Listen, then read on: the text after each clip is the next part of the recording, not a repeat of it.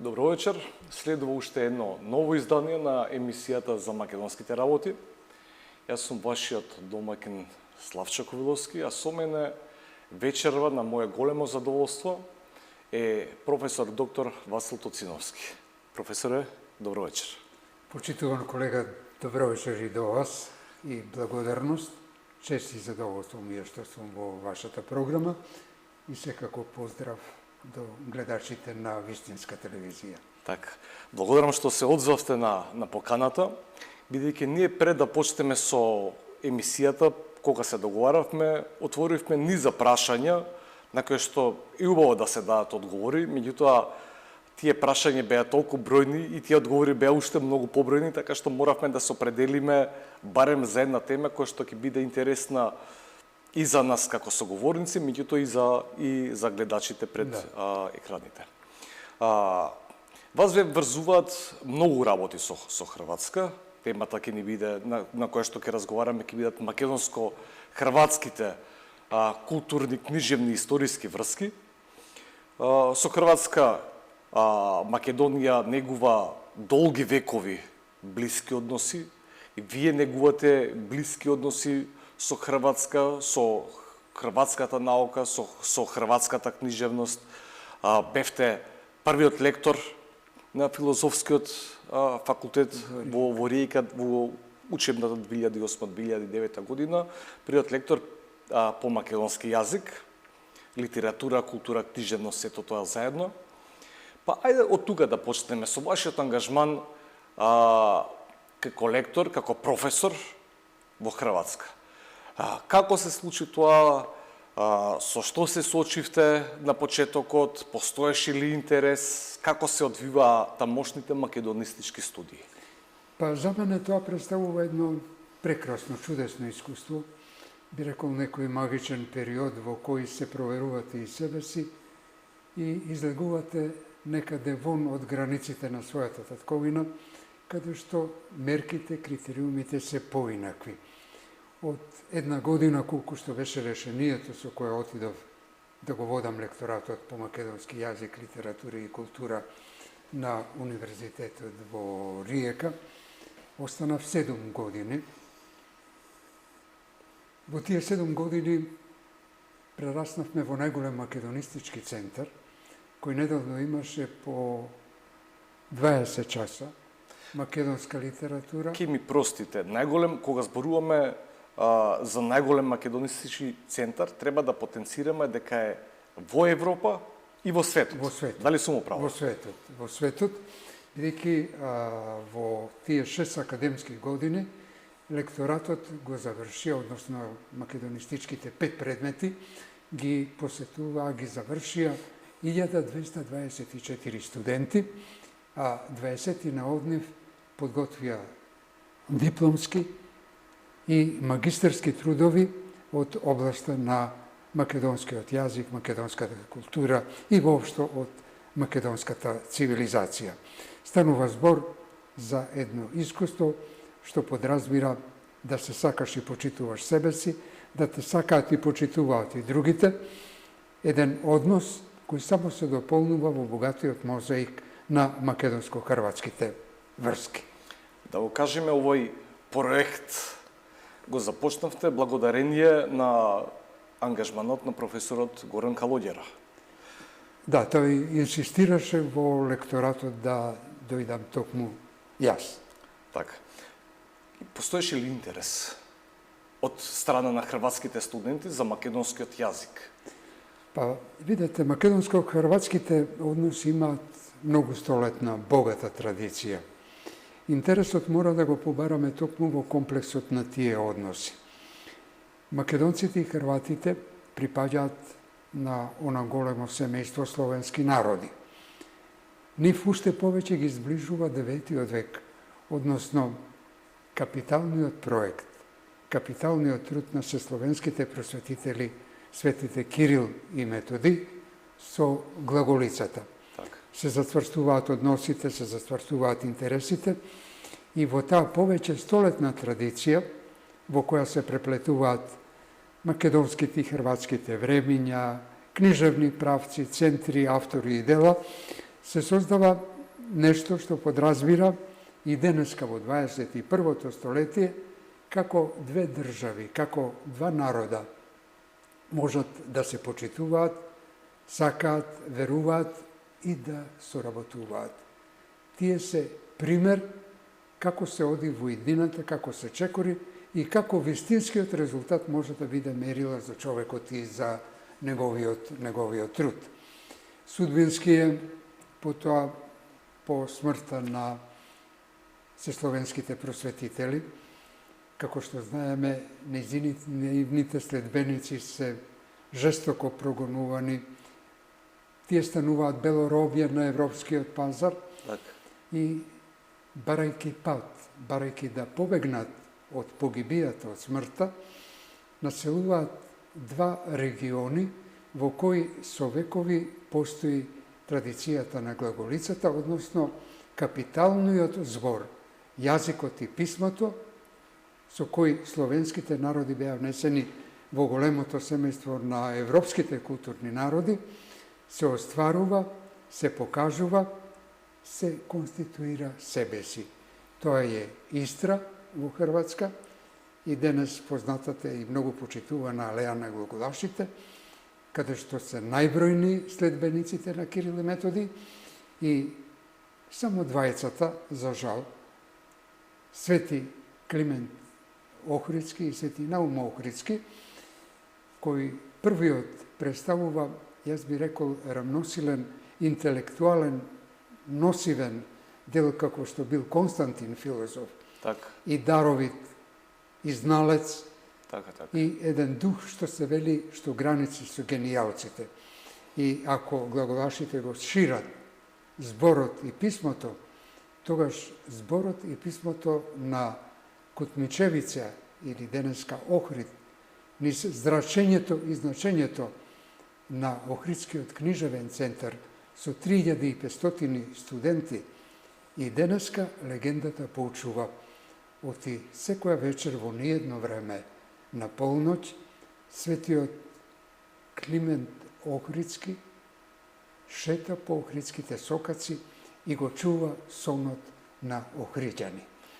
Ете, тоа е интересот, меѓу другото, до младата генерација, што ја сваќам и која јавно кажуваше дека доаѓа да слуша, да учи македонски јазик, да ги слуша, ги сака македонските песни, зашто го почитува, го сака и Тоше Проевски. 1200 и кусур студенти, тоа воопшто не е мала бројка, тоа е огромна бројка за во свет 1200 студенти кои што го изучуваат македонскиот јазик или кои што сакаат да се запознаат со македонската култура, историја, цивилизација. А покрај тоа имаше и дипломски работи, така? Да. Посветени на Македонија. Како беше односот со студентите? Колку им беше тешко да навлезат во тајните на македонскиот јазик, во тајните и на македонската литература воопшто, да кажеме? Станува збор за различни јазични системи и тоа сосема во ред е вашето прашање како од еден систем да се влезе, да се освои некој друг систем.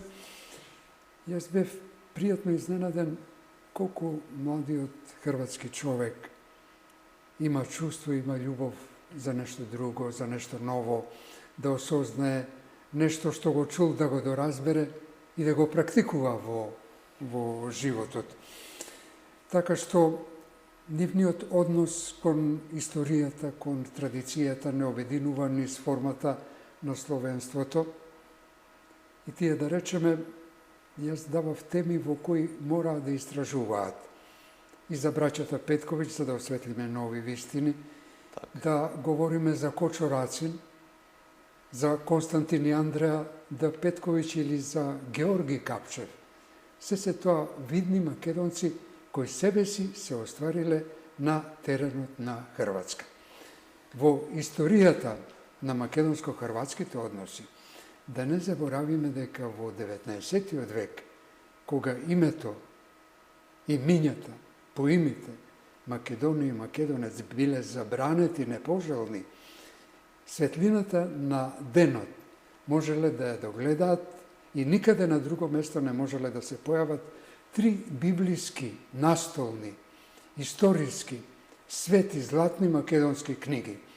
А тоа се зборникот на браќата Миладиновци во 1861 година, би рекле под меценството, под покровителството Повторно на големиот Хрват. Јосип Така, Јуреј така. Штросмер. Потоа, во 1898 година, Македонија или Гласот на робот, на Георги познатиот Капчев. публицист Георги Капчев. Книга која за краток временски период доживеала 3 изданија, 2 на хрватски, едно на бугарски, и во животот нема случајности. Во 1939 година, во првата половина на 20. век, се заокружува Светото Тројство со објавувањето на белите мугри на втемелувачот на современата македонска литература Кочо Рацин во еден прекрасен град Бајка, Самобор, во близина на Загреб.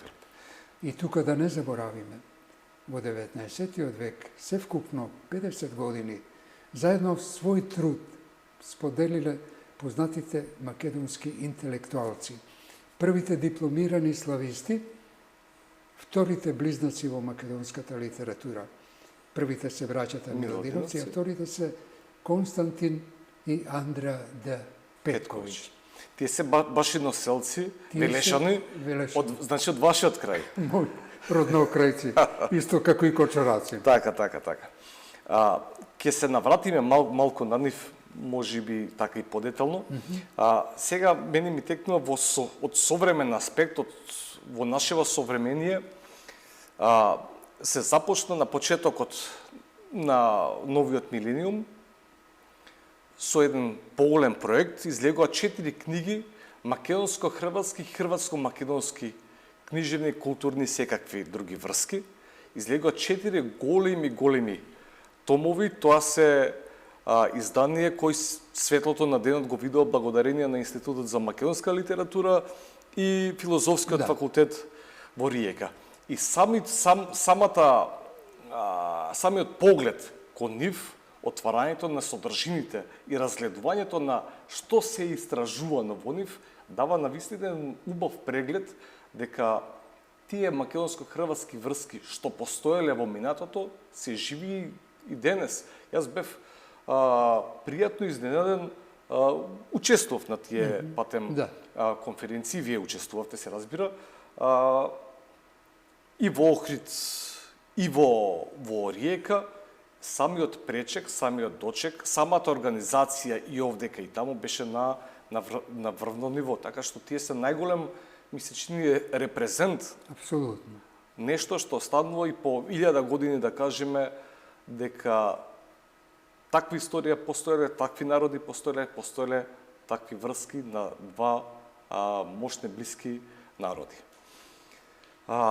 Осем тоа, во Хрватска има едно значително македонско малцинство, кои што се организирани во здруженија, кои што се организирани и издаваат списание, своји гласници, и вие соработувате со едно од тие гласници. Македонија. Да.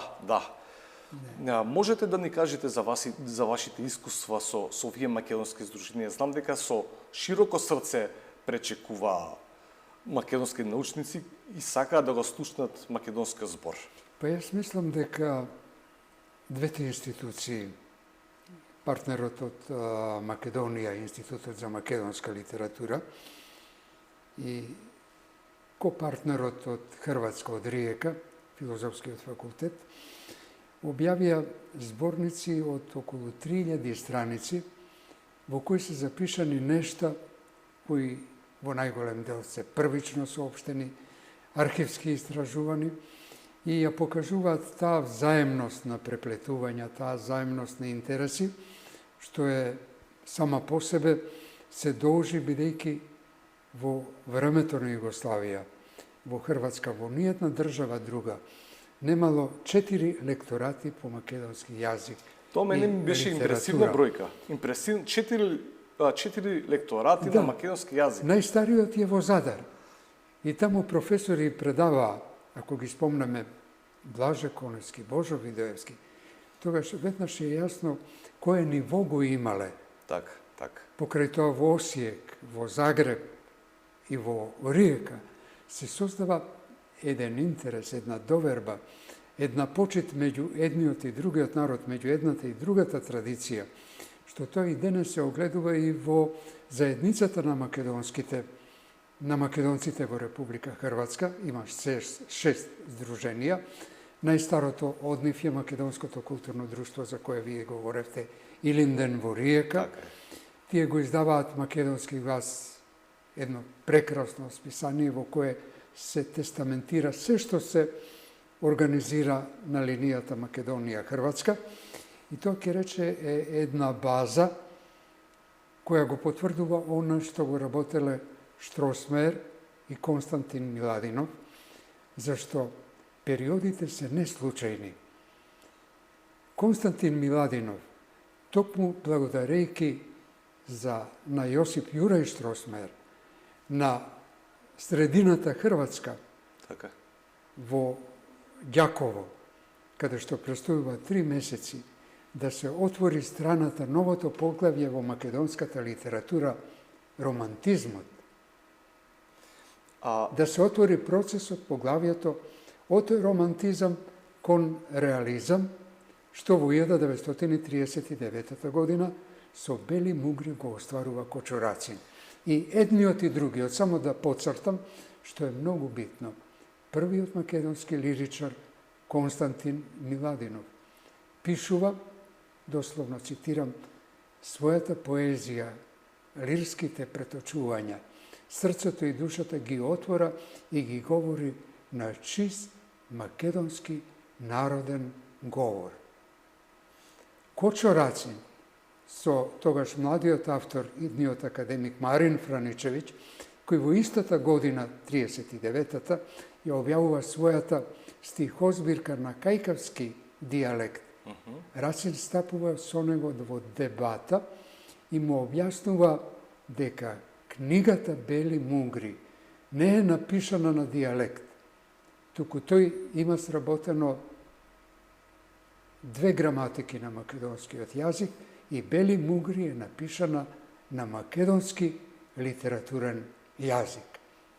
Ние имавме чест двајцата во неколку наврати да бидеме, да присуствуваме на одблежувањето на денот на Рацин, Рацинов ден, како што го нарекуваат во Хрватска.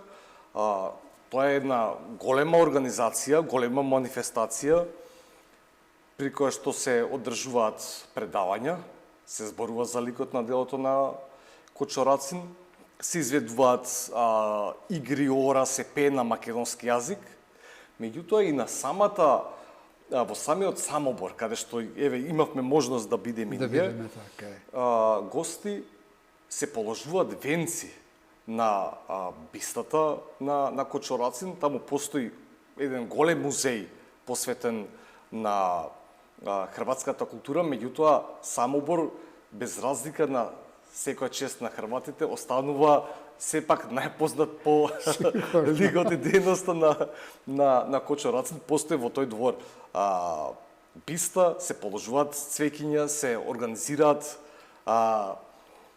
секакви манифестации со цел обединување, сплотување на тоа на македонското население кој што живее, на македонците кои што живеат во Хрватска. И тоа за мене беше едно прекрасно доживување, да ви кажам, бидејќи се чувствував како дома.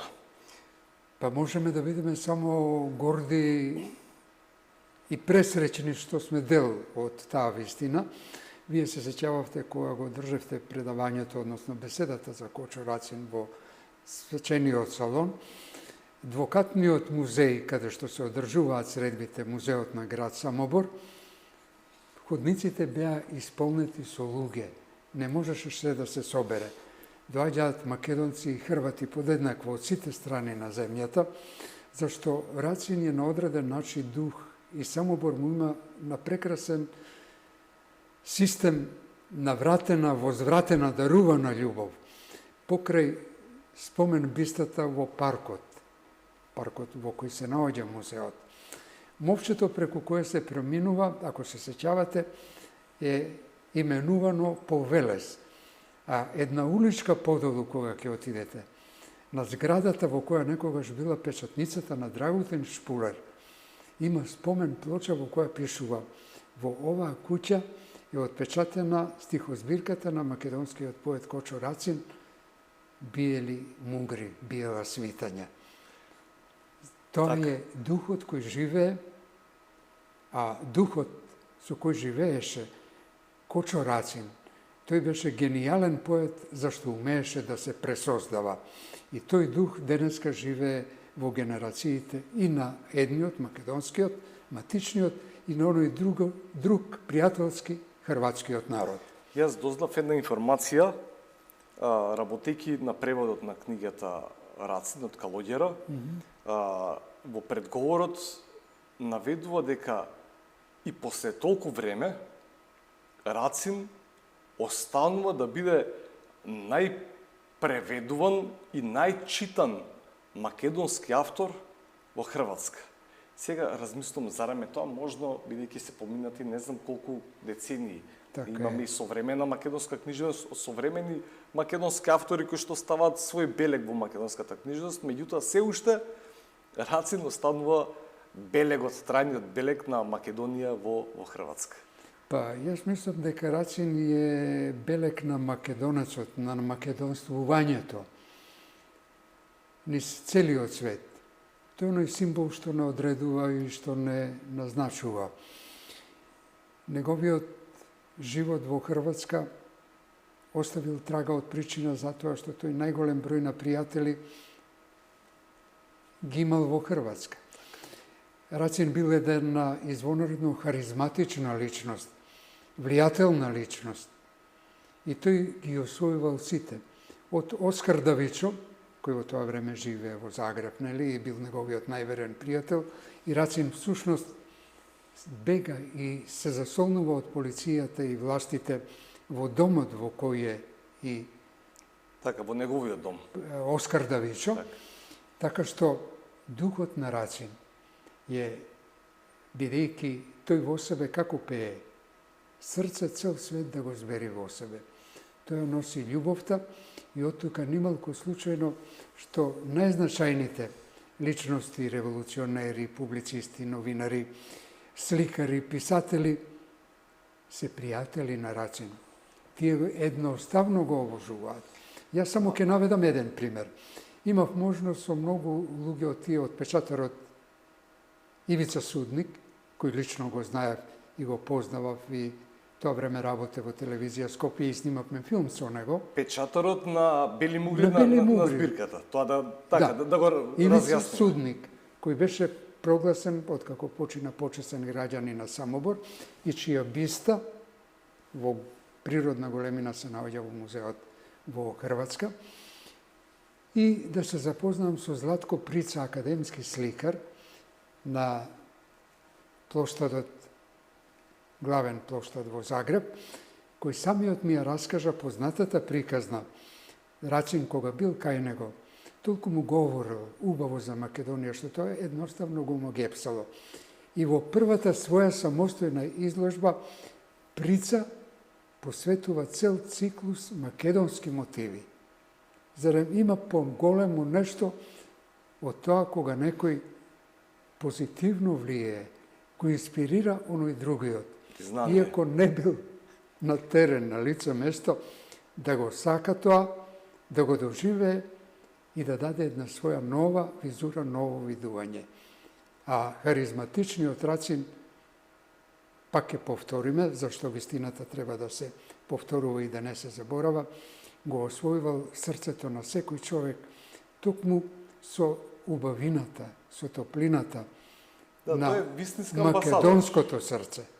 Амбасадор на македонската култура во Хрватска и насекаде. И насекаде, како што и во 19. век имавме неколку блескотни интелектуалци, како што имавме и по Рацин, ништо не е случајно, еден Блаже Коневски, по кој светот, еве, уште една личност, по кој светот не препознаваше и не идентификуваше.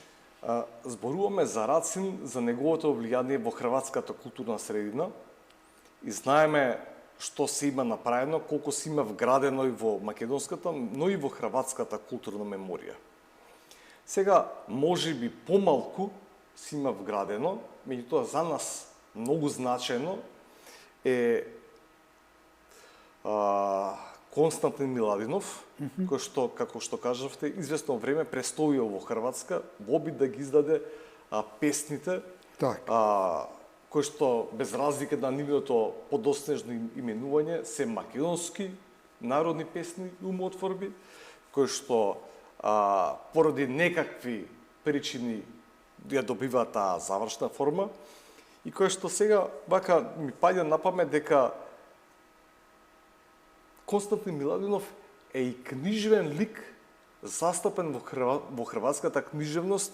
Стјепан Томаш, хрватскиот автор, така е познат романописец. Романописец во романот Златоустиот едно делче посветува токму на тој е роман за Јосип Јурај Штросмајер, така, ама посветува едно малечко делче, меѓутоа за нас сосема значено за Константин Миладинов. Многу впечатливо. Многу впечатливо. Тоа е кратко, но многу силно и впечатливо делче. И осем Константин Миладинов, вие го проучувавте Георги Капчев. Ми се чини дека од сите тројца Капчев е најмалку познат. Најмалку, да. Може да ни кажете нешто повеќе за него и за неговиот период во Хрватска. Јас само малку би споменал оно што го спомнавте Константин Миладинов.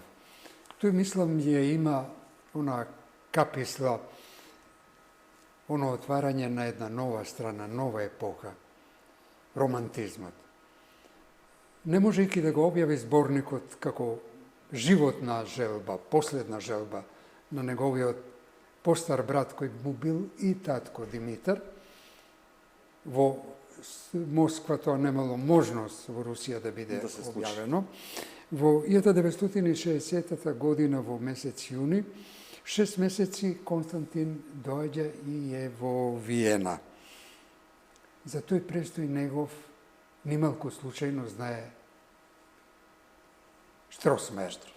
Штросмајер доаѓа во Виена, лично да го види, ги го зема со себе Константин Миладинов, ветувајќи му дека ќе го објават зборникот и 3 месеци од почетокот на април, мај и јуни, Константин престојува во Ѓаково, кај Штросмајер. Така. Кај се знајниот, да кажем, и се моќниот Штросмајер. Или јас се велам во најубава смисла на зборот, Штросмајер е држава, личност, држава во државата Хрватска. И тоа е големата среќа зборникот да ја види светлината на денот. Зошто е многу значајно? Значајно е затоа што почнува новата ера, ерата на романтизмот, што пак ја најави Теодосиј Синаицки во неговиот предговор кон утешениот грешним од Кирил Пејчиновиќ, со кој се заокружува старата литература, средновековната литература во првата половина на 19. век. Во тој предговор Синаицки вели, директно обраќајќи се до читателот, еве ти клуч кој го отвора срцето. Тоа не е клуч од злато и сребро, тоа се свива. Еве ти клуч од челик и железо кој ги отвара сите врати. А кој е тој клуч? Едноставно, задоеното млеко мајчинско, со мајчинскиот македонски јазик. И затоа ние сме горди кој ќе кажеме, овие периоди ги разграничуваме и мораме да ги истакнеме, завршува во првата половина столетието, мноштвото столетија на старата македонска книжевност, на средновековната, со Јоаким Крчовски, Кирил Пејчиновиќ и Теодосиј Синаецки, со кој прв пат во литературата и во верата, во црквата, се користи мајчиниот македонски јазик. А го спомнавме, Константин Миладинов своите песни ги пишува на мајчиниот македонски јазик. Ние на Штросмер мора да му бидеме и сме му многу благодарни, мислам и премногу благодарни, затоа што ја дава идејата материјалот да биде на македонска графија со македонското кирилско писмо. Не со она непознато и туѓо така, латинско писмо, соседи. кој што не би можеле да продарат во македонската и не средина. можело да биде сватливо. Многу е значајно неколку работи. Штросмер дава иницијатива да се објаснат зборовите на македонските и на хрватските читатели. Значи мало речниче добиваме. И на последните 5 страници се еден мал речник, преполовен, зашто обемот на зборникот бил толку и толку страници, и тоа представува првиот речник македонско-хрватски. Потоа го советувал да напише предговор. Тој предговор што го напишал Константин Миладинов е првиот есеј, првиот научен труд за народната македонска песна. Штросмер е заслужен затоа што зборникот имал многубројни претплатници низ цела Европа. И одеднаш една заборавена, забранета, непозната земја Македонија станала предизвик да се посетува, да бидат организирани екскурзии, истражувања на теренот и да се чуе за македонецот, кој не смее да биде понизен, па од тука никако не можеме да го простиме и гревот на Штросмер, кога бара Константин Миладинов со свој пари, не други пари, не друг извор, да купи 100 песни од младиот бугарски студент Васил Чолаков, од кои само 10-60 ги внел. Така, 70 песни Да. се внесени во Затоа зборникот. што од 660 песни, само се 10% бугарски. И помалку од 10%. Тоа го преименувал, иако Штросмер наплатил, односно му ја наплатил цената со влијанието на унијаството врз Константин. Грев што ние не треба да бидеме понизни, тоа да го кажеме, зашто точно знаел дека станува збор за македонски песни, точно знаел што е тоа, го преименувал насловот и тоа не смее да се прости, како што би го цитирал академик Горан Калоѓера, затоа што тоа е грев кој денеска прави сопки, спрепки и внесува омраза и недоразбирање. А во тие го спомнавте Георги Капчев.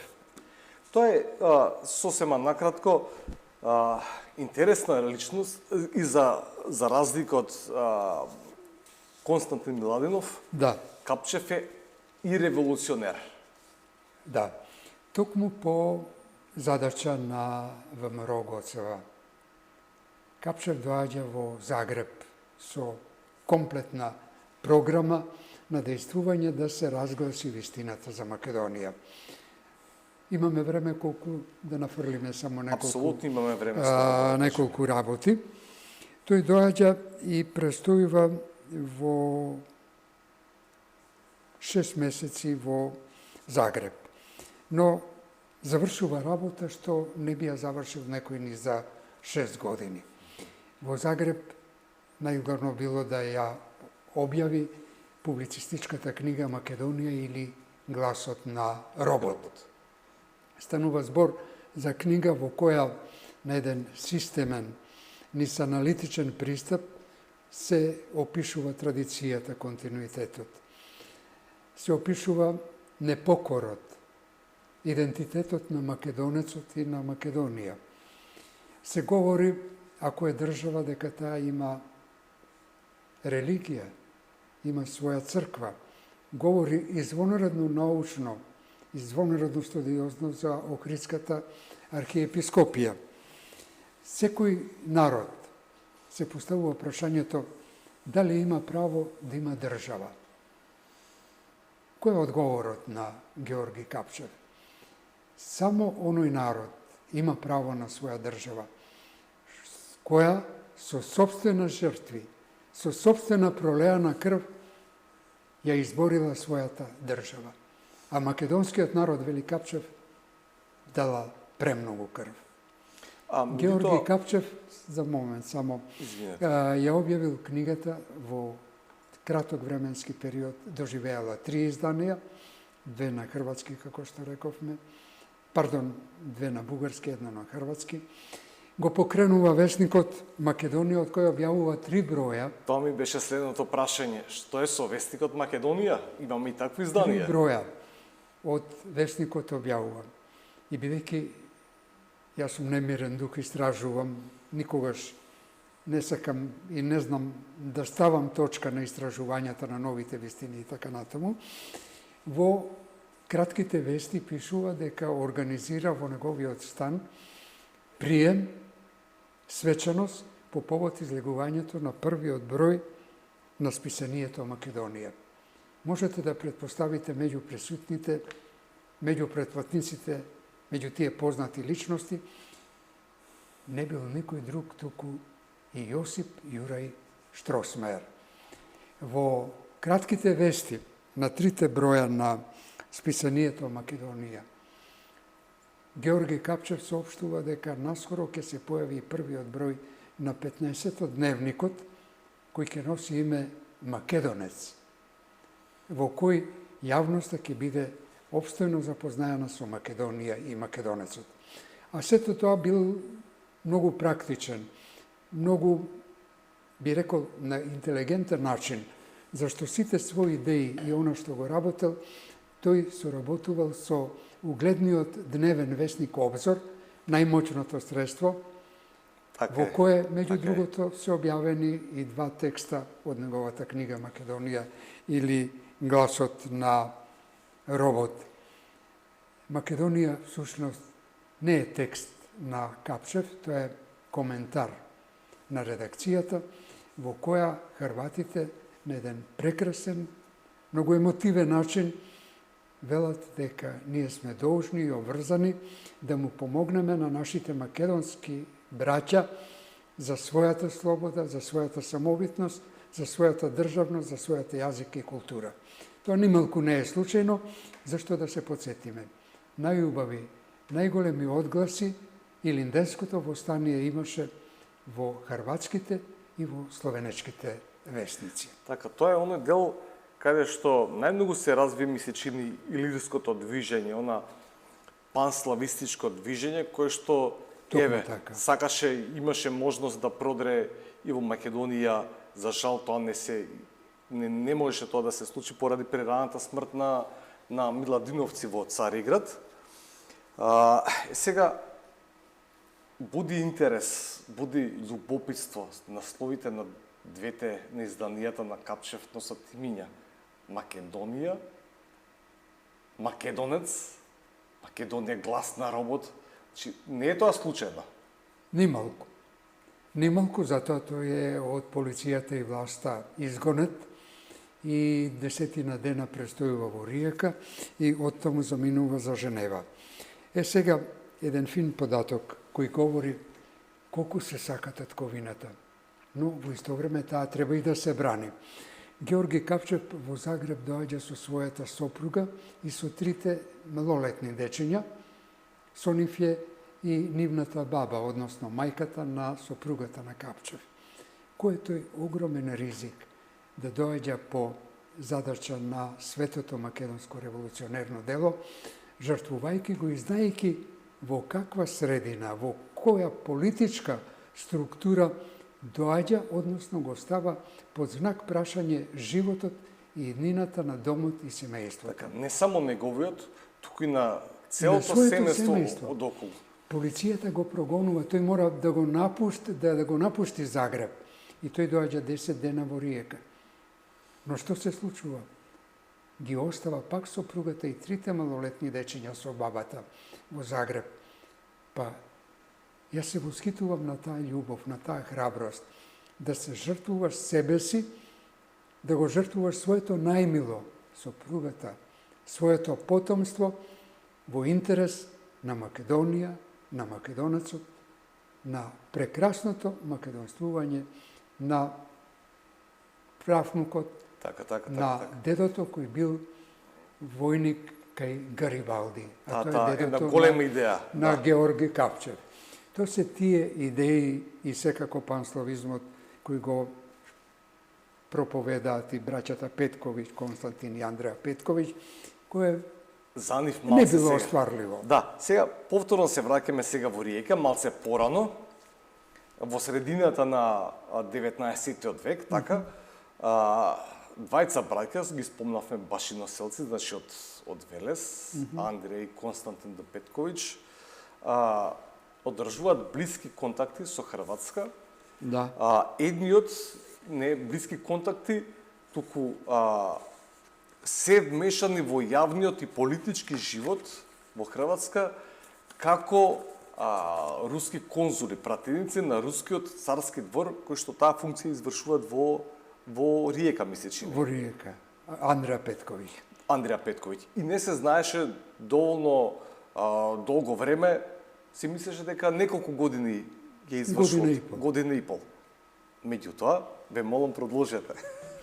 Па, Константин и Андреа Д. Петковиќ имаат собствен белек. Даваат мирис, боја, вкус на втората половина на 19 век на македонско-хрватските односи, нели? Тоа е нашата тема. По стариот, тоа се извонредно учени луѓе. Кога се договара кој би бил председател, македонците рекле, па не треба никого да бараме, ние имаме учен човек, паметен, способен, тоа е само Константин Д. Петковиќ. Значи, тоа се првите дипломирани македонски слависти. Константин Петковиќ, чие дело живот ти е подоста познати, поминал 15 години како генерален консул на царска Русија во Дубровник. Тој на прекрасен начин, љубопитен, немирен дух, патувал низ целиот Балкан, низ цела Европа, преведувал, пишувал патописи. Неговиот патопис за Белград, запис за Белград, и денеска науката го оценува како бисер, книжевен бисер во македонскиот патопис. Прави преводи на книжевните дела. Учествува, еве еден податок, колку е тоа доверлива и одговорна задача како представник на царска Русија во комисијата во одредувањето на границите на Црна Гора.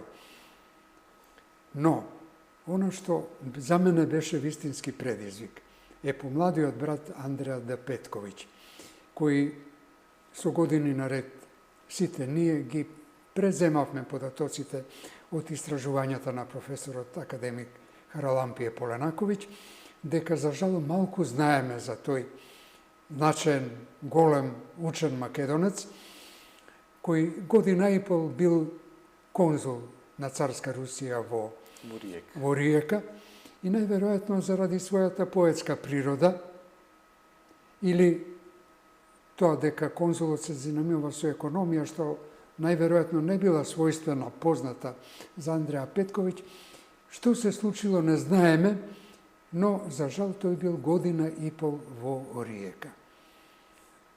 Низ италијанските извори, во соработка со моите студенти, покажавме дека Андреа Д. Петковиќ не бил година и пол во Риека, бил 20 години. Бил толку угледен, што сите највисоки признанија на императорот на Австро-Унгарски или на царска Русија ги биле закитани и ги краселе македонските гради на Андреа Д. Петковиќ. Или во гласот далека земја. Андреа Д. Петковиќ во еден прозен запис, потоа следи песната, говори за македонскиот јазик и дословно вели вака: македонскиот јазик, кому најблизок му е бугарскиот, не е ни бугарски, ни српски јазик. Тој е својствен, личен, самостоен, посебен македонски јазик и го има членот што ниту еден друг јазик од словенските јазици не го поседува. Так. Кога говори за јазикот, Георги Капшев во Македонија или Гласот на робот се осврнува и на јазикот и дословно вели, цитирам, бугарскиот јазик е дијалект на македонскиот јазик. Јас не коментирам, бидејќи Георги Капшев е човек учен и звонородно образован, тој има право да мисли така. Говориме цело време на што живеат пишувањето на песни на Константин Петковиќ, пишувањето на Кочо Рацин, Да не не е го ни забораваме дијалект ништо, е препевот. создавање и негување на она што најмногу го сакаме, како што го сакаме својот народ, како што порачуваше Крсте Мисирков, така треба да го сакаме и браниме и својот најубавиот јазик на светот, македонскиот литературен јазик. Можеме вака уште долго да продолжиме, меѓутоа доаѓаме до крајот на емисијата, иако имавме покрај оваа тема, како што споменав, уште милион други теми кои што можеме да ги анализираме, ние и оваа тема што ја само ја начнуваме, Ја допревме. веќе можеме да зборуваме многу и многу и многу, меѓутоа се ближиме до крајот, за да го заклучиме денешниот вечерниот овој наш разговор. Јас постојано го имам на ум во тие македонско-хрватски врски и препевот на Крсте Мисирков на песната Патникот, Петар Прерадовиќ. И не е само тој, тоа е тие наши внатрешни, надворешни испреплетувања меѓу македонците и хрватите траат многу долго време. Емисијата мораме за жал да ја привршиме, професоре. Продолжуваме да ги развиваме македонско-хрватските врски.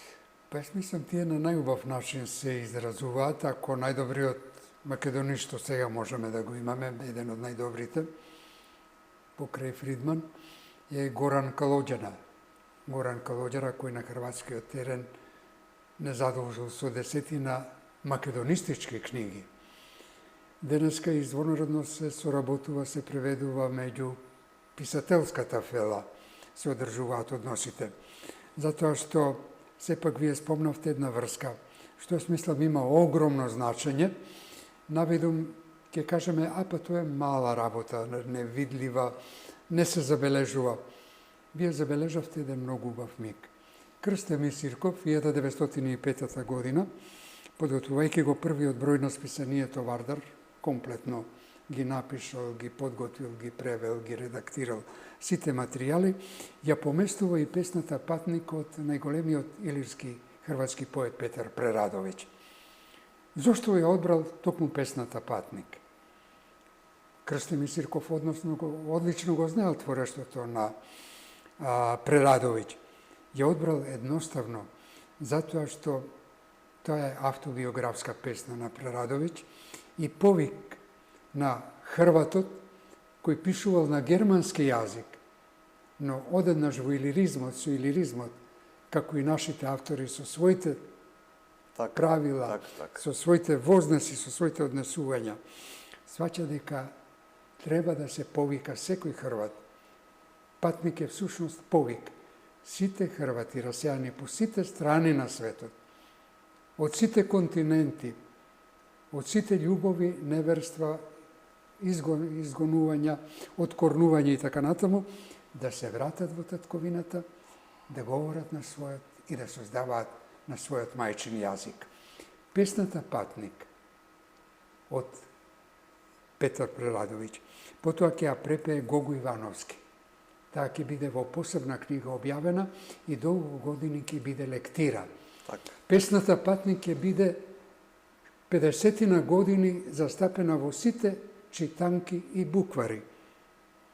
И малку е тоа, Гане Тодоровски ќе го направи своето по македончување на Патник со објава на таа песна во современост. Овој мал податок, сега внимателно човек, ако го протолкува, ако го гледа. Тој извршил и Крсте Мисирков ја покажал генијалност, уште еднаш покажал дека е генијален, одбирајќи песна која станала и македонски манифест, како што и Кочо Рацин е манифест за човек, за љубов, за добрина, за истражување, манифест и повик до светот, за соработка, за љубов и за гледање напред и одрење чекорање во иднината. Така, професоре, ви благодарам за вашето гостување во емисијата за македонските работи. Почитувани гледачи, ја завршуваме и оваа епизода. Се гледаме во наредната емисија за скоро време со нов интересен гостин. Довидување.